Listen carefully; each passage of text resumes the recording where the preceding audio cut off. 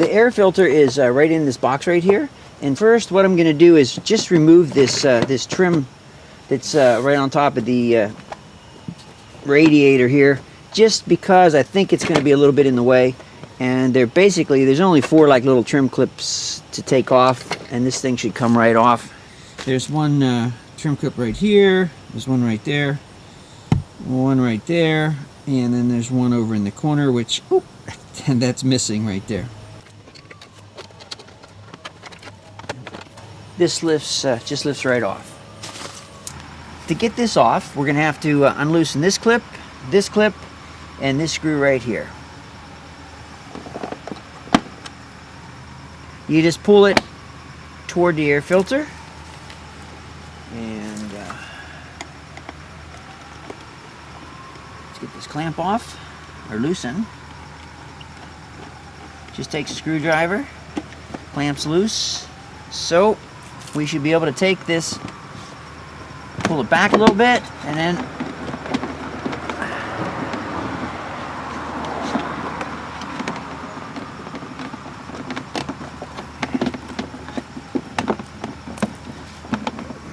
there we go.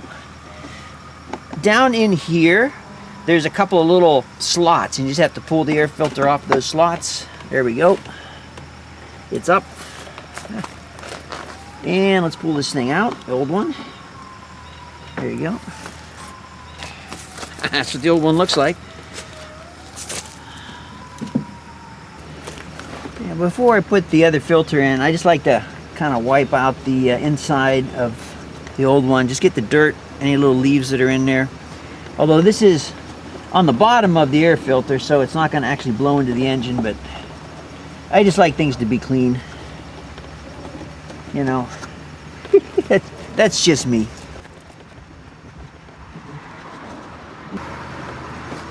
Here's the new filter, and on the side I just took a Sharpie and I put the date, today's date, and the mileage of the car, so if I ever pull this thing out again, I'll remember when I did it. All we do is take the filter, pop it right in, make sure it's seated properly, you know, and this one fits perfectly. It's try to push it down in there in the slot so it's seated.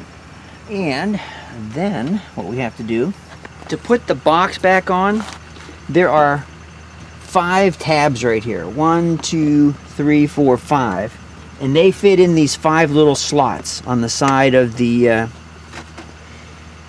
box. So we got to line up those slots and push them into the holes.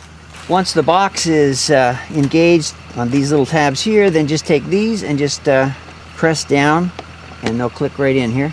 There you go. That's it. And the box is done. So the last thing to do is tighten up the screw here on the clamp. We don't want any vacuum leaks, so make sure it's nice and tight.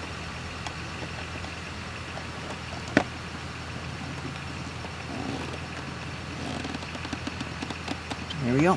That's good. Let me start it up for a second, see what happens.